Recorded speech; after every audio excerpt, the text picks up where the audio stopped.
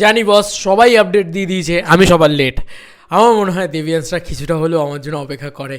আমি কি কথা বলবো? আচ্ছা, খাদানের রান টাইম কন্ট্রোভার্সি, আয় বাবা, সব কিছু নিয়ে একসাথে বলি কথাবার্তা। তো বলে রাখি, একটা একটা করে কথা বলছি, একটা একটা করে প্রশ্ন বলছি।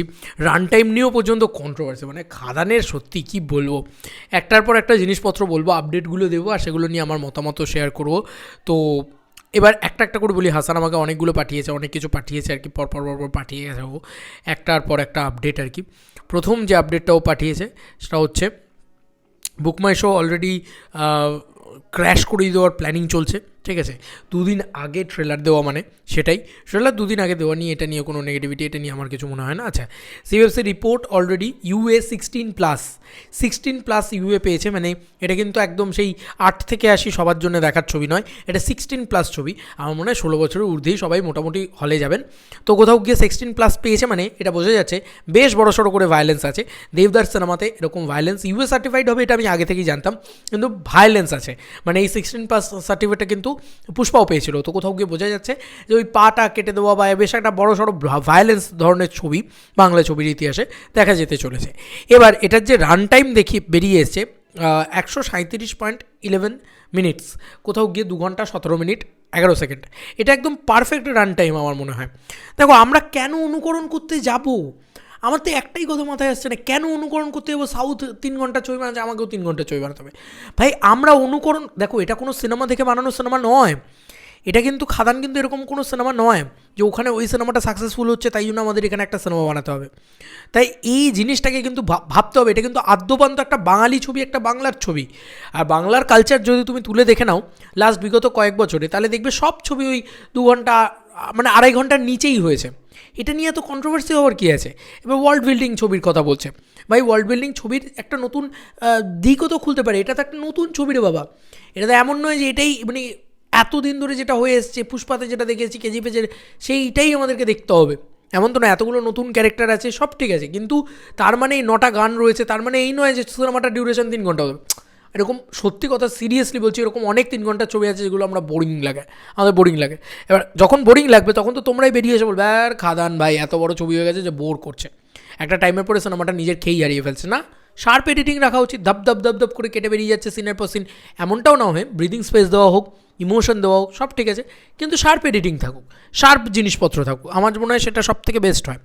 শোনো, দেবদা 18 বছরের জীবনে সে ক্রিয়েটিভ ডিরেক্টর, কিছু বুঝেই নিশ্চয়ই এটা রেখেছে।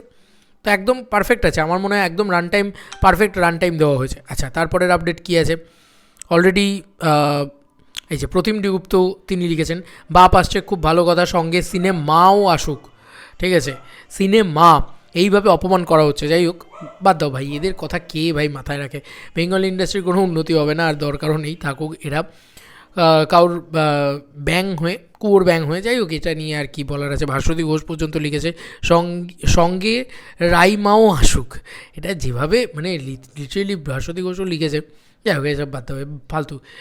বললাম না, এই লোকটাকে তবু রাজ চক্রবর্তীকে একটা পাত্তা দেওয়ার মতন লোক, একে আবার কে পাত্তা দেয়? ফোট, আমি বললাম। আচ্ছা, এবার কিন্তু পরিষ্কারভাবে রাজা দত্ত লিখে দিয়েছে, রাজা দত্ত জানিয়ে দিয়েছে গ্র্যান্ড মিউজিক লঞ্চ। এটা কিন্তু এক্সক্লুসিভ আপডেট তোমাদেরকে দিচ্ছি।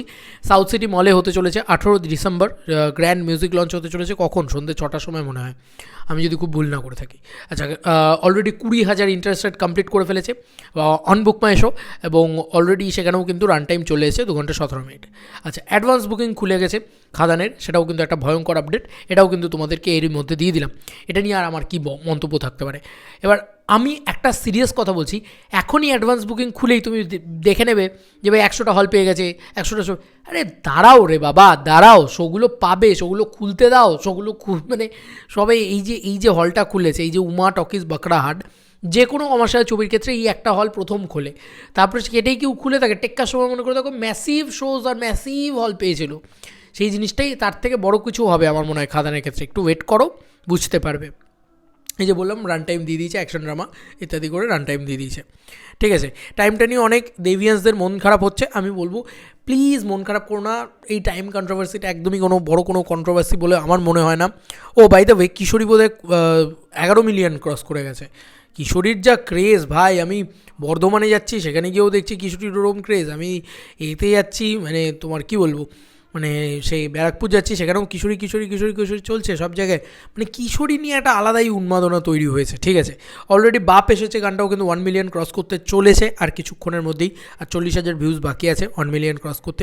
আর কিশোরী 1.2 করোড়, 1.2 করোড় মানে 12 million views. Yes, 12 million views cross করে গেছে 11 দিনে, 12 মিলিয়ন। এ আর কে আটকাবে, এ উড়ে গেছে, পুরো উড়ে গেছে কিশোরী। আর যাই হোক, এই ছিল লেটেস্ট আপডেটস। এবং আমার মনে হয়, ওই যে বললাম, আমার মনে হয় সবথেকে বেশি কথা যেটাকে নিয়ে উঠেছে সেটা হচ্ছে খাদানের ট্রেলার কবে আসছে, ট্রেলার কবে, এটা তো বলে দিয়েছি সকালবেলা, বলেই দিয়েছি অফিসিয়ালি, দেবদা জানিয়ে দিয়েছে। ট্রেলার নিয়েও একটা কন্ট্রোভার্সি, দুদিন আগে ট্রেলার আসছে, এতে কী যায় আসবে, এতে নিয়ে কী হবে, এটা ঠিক হচ্ছে না কিনা, এ হচ্ছে কিনা। আমি বলবো একদম পারফেক্ট সিচুয়েশান, একদম পারফেক্ট কাজ করছে দেবদা। ট্রেলার প্রথমবারের জন্য এরকম বাংলা ইন্ডাস্ট্রিতে করা হচ্ছে, একদম ঠিক সিদ্ধান্ত। কারণ খাদানের ট্রেলার অলরেডি লোকে দেখেছে, এরকম মন্তব্য করছে লোকে, খাদানের ট্রেলার দেখেছি হেভি লেগেছে, মানে প্রি ট্রেলারটাকে ওরা ট্রেলার ভেবে নিয়েছে। এবং দেখো, এখন অবধি কিন্তু কেউ খাদানের গল্প প্রেডিক্ট করতে পারছে না, এটা অদ্ভুত ব্যাপার, এটা খুব ভালোবাসার বিষয়, তাই না? এবার ট্রেলারের ক্ষেত্রেও আমার মনে হয় ওই মন্টাজ শটই রাখা হবে, যাতে তুমি বুঝতে পারবে না, ঝাট ঝাট ঝাট ঝাট ঝাট করে কাটা হবে, মানে ওটা পুরো ওরকমভাবে যাবে। আমার মনে হয় এটা খুব ভালো দিক। তো যতগুলো কন্ট্রোভার্সি খাদান নিয়ে হয়েছে, তাতে প্রত্যেকটাতে আমি দেবদার পক্ষে, স্বাভাবিক বিষয় ভাই। আর মানে অকারণে পক্ষে তা নয়, আমার মনে হয় একদম পারফেক্ট সিচুয়েশান, পারফেক্ট বুদ্ধি বা পারফেক্ট কাজ করছে।